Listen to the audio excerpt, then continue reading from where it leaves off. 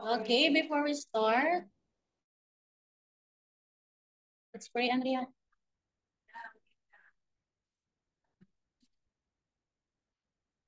Andrea, lead the prayer.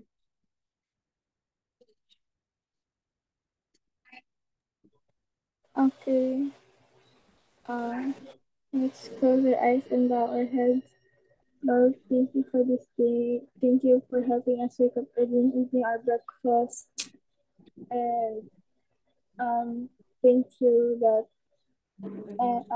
please help yung tatlong other students na hindi pa pumasok na po. And sana we learn a lot of things today and we love you, Jesus, and Jesus' name. Amen. Amen. Okay, are you ready na? So, ang class natin for today, for this morning is CE. So, in CE, nasa lesson 2 na po tayo. Okay, nasa inyo ang inyong manual. Did you bring your manual? Okay, so, and this morning, in lesson 2, it is all about Jehoiada supports the throne. Ayan, yung ating memory verse, ayan, pag nagkita na lang tayo, recitation tayo ng memory verse. The Lord foils the plans of the nations. He thwarts the purpose of the people, but the plans of the Lord stand firm forever. The purpose of His heart through all generations. Ayan.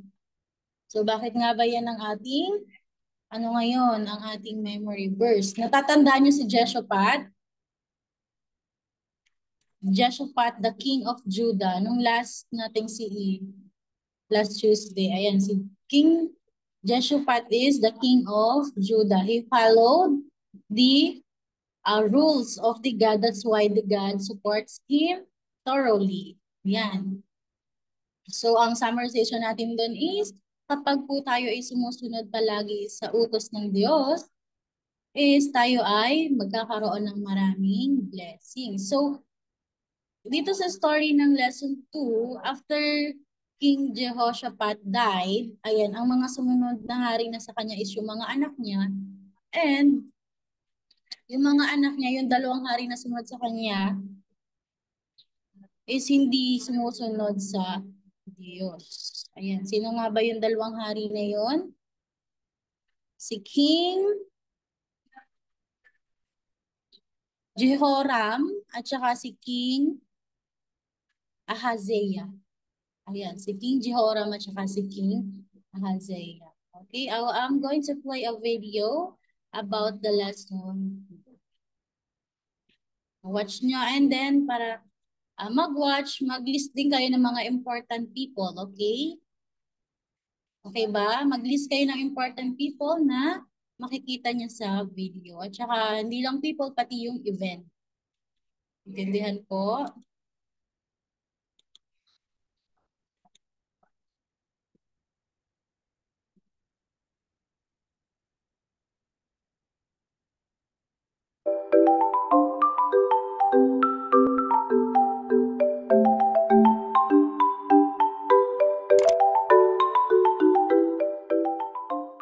Hi kids! Today in Bible videos we're gonna learn about the story of Joash the boy king. Are you ready to learn the story? Let's get started. Both Judah and Israel had many evil kings. When King Ahaziah of Judah died, his mother Athaliah wanted to be queen. So she ordered all her grandsons to be killed so she could rule.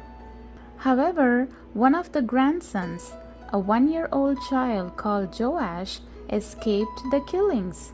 His aunt Jehosheba, the wife of Jehoiada the priest, saved Joash by keeping him hidden in one of the rooms of the temple for 6 years. So when Joash became 7, Jehoiada carried out a plan to make the young boy king. And protected by soldiers, he crowned Joash as king by anointing his head with oil.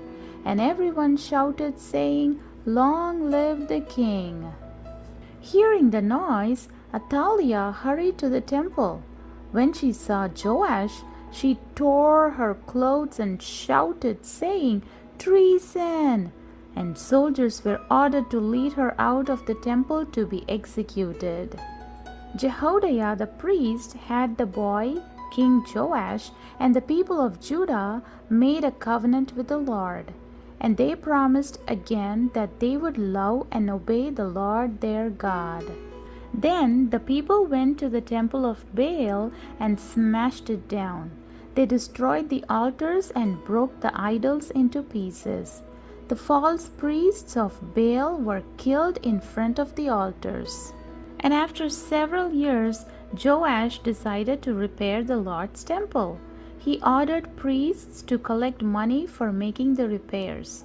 However, many years passed and no repair work was done. Finally, Joash decided he must do something. So he had a large box placed by the temple gate. When the people came to offer sacrifices, they were encouraged to put their gift of money into the box.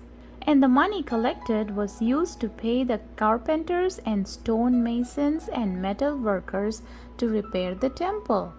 Before long, the temple was looking as clean and beautiful as before.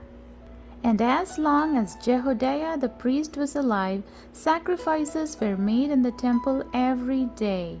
But when he died, the people stopped going to the temple and turned back to their evil ways.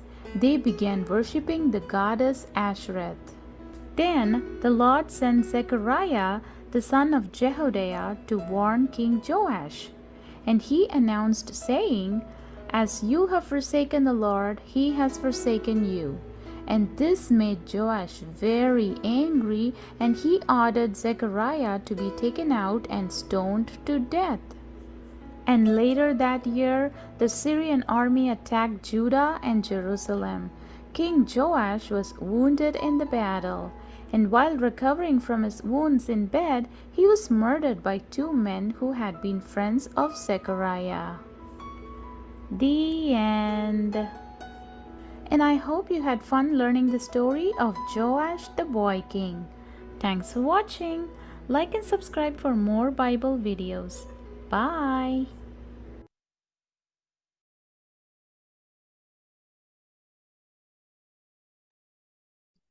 Okay, this story is all about, saan kaya ang story? It's all about, Seth.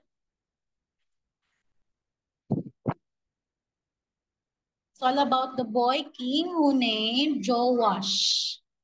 Joash. Ano, si Joash. Ayan, so,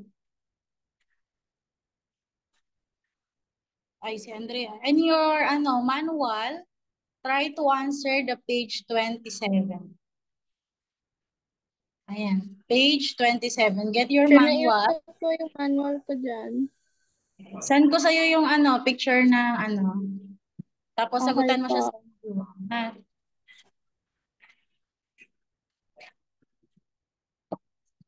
Page 27 sa inyong manual. Lesson 2.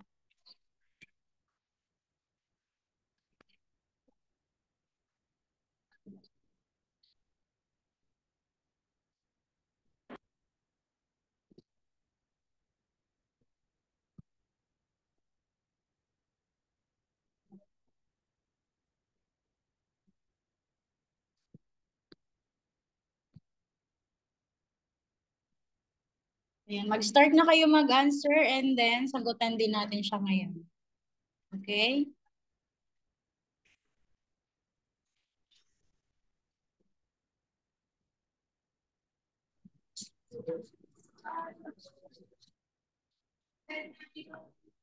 Sure, may sagot na. Ay. Huwag ka na magsagot. Pagdating mo na lang dito, may sagot na yung binigay ko. Si ano na lang. Set, picturean mo nga tapos send mo kay Andrea, Set.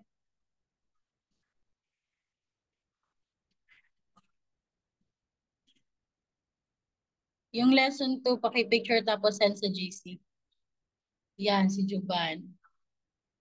Late na. Send mo na now, ha. Naintindihan niyo yung story? Naintindihan niyo yung story? Paano kaya tong late? Send ko yung link sa GC, tapos sagutan yung lesson 2. Ayan, summarize na lang natin. Mamaya nyo nasagutan, ha? O, summarize na lang natin. Di ba the story started nung si Atalia, yung anak niya, which is si King, makinig na lang, si King Ahazia is namatay. Ngayon, si Atalia kasi, yung babae, na nanay nung dating king, is gusto niya maging reyna. So ngayon, pinapatay niya gusto niyang ipa-destroy yung royal family. Ayan, sino nga yung gusto magpa-destroy ng royal family? Si Andrea, sino nga? Si Atalia. Sino yung gusto magpa-destroy ng royal family? Andrea? Azalia. Si Atalia. Ngayon, itong isang babae, which is si Jehoiada, niligtas niya si Joash. Sino yung nagligtas kay Joash? Seth? Jehoiada. Si Jehoiada. Siya ay tita ni Joash. Si Joash nun po is 1 year old pa lamang. So ngayon, tinago siya sa isang bedroom sa temple. Saan tinago daw si Joash? Sa loob ng temple for 6 years. And then after 6 years, siya is inexposed na ni Jehoiada. And ginawa siyang batang hari. Si Joash po, para sa kaalaman natin, siya lang ay, ayan, ilang taon lang siya nung naging hari siya. Parang 8 years old lang siya nung siya ay naging hari. Kaya ang tawag sa kanya ay the boy king. So bata pa siya po nung naging hari. And then, yung kasing dalawang hari na sinundan ni Joash is napaka-evil. Hindi sila sumusunod sa utos ng Diyos. Ngayon, sa pamumuno po ni Joash is muling itinatag niya yung temple ni Lord. Yan, nagsimula ulit sila. Pinagsisiraan nila yung temple for Baal. Ano nga ulit yung Baal? If you remember, Stephen, ano nga ulit yung Baal, Tep?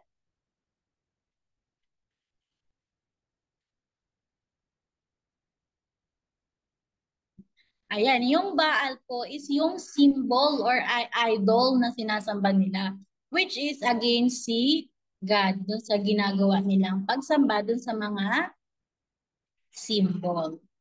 Ayan.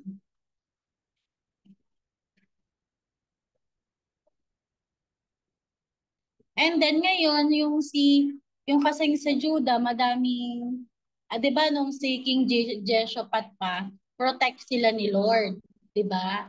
Walang gustong umatake sa kanila kasi alam ng mga kapaligid na bansa na pinoprotect sila ni Lord. Pero ngayon, kasi yung mga naunang hari before Joash, sumunod kay King Jehoshaphat, is hindi nila sinusunod si Lord. Kaya si Lord is hindi sila sinusuportahan. So marami ng mga gustong umatake sa Judah, sa land of Judah. Ngayon, si Jehoiada, nag-create siya ng isang army. Sino nga nag-create ng isang army?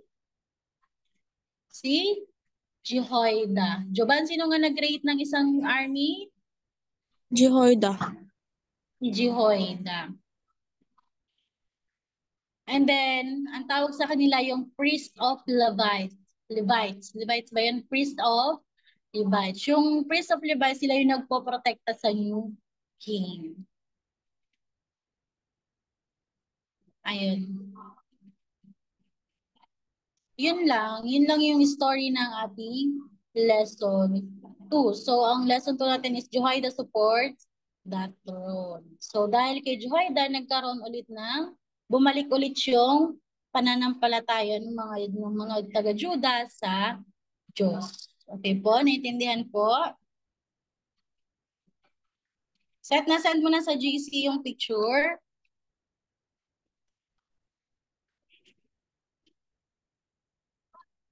Saan na si Seth?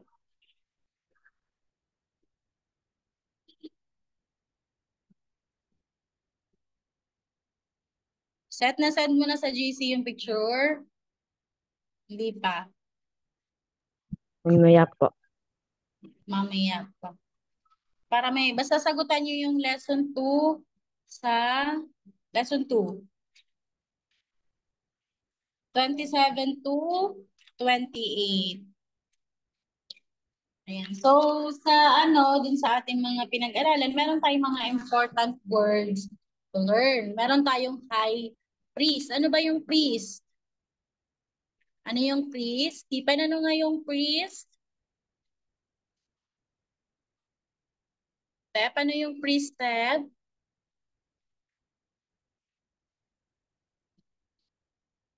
Levites. Ano daw? Levites. Yung priest po natin is yung pari, yung mga namumuno sa mga temple. When we say high priest, the chief priest of the historic Jewish faith. Ayan. Next, yung Sabbath. Okay. Sino nakakaalam ng Sabbath? When we say Sabbath. Seth. Ano yung Sabbath, Seth?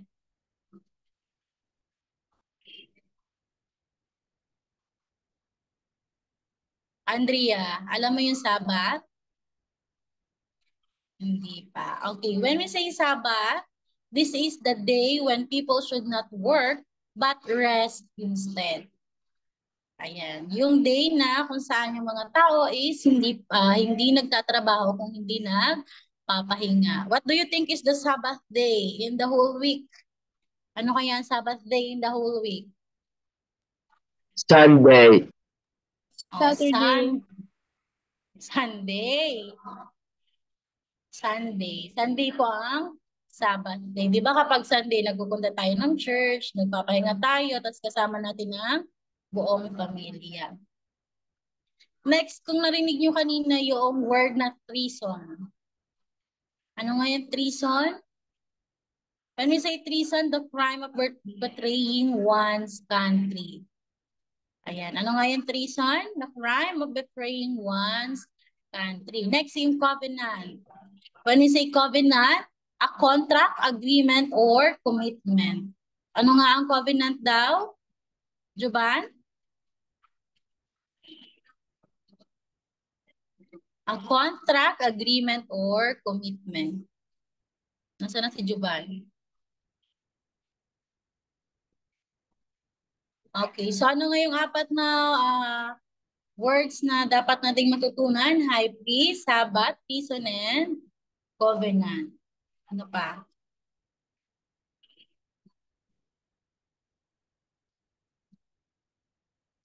Okay, yun lang. Tapos, sagutan nyo yung lesson ko ha. Tapos, check natin sa Monday. Okay po? Dalawa ang AP ninyo mamaya ha. Papasukan niya, dalawang AP. Okay po, naintindihan na? May question? Wala na. Okay, so that's all for today. Huwag niyo kalimutan mag-memorize ng ating memory verse lesson 2. Nag-memorize na tayo ng lesson 1 ba? Nag-memorize na tayo na? Hindi pa. O, lesson 1 and 2. Lesson 1 and 2 sa Monday. Okay po? Yes po. Yes daw. Okay, so that's all for today. Bye-bye.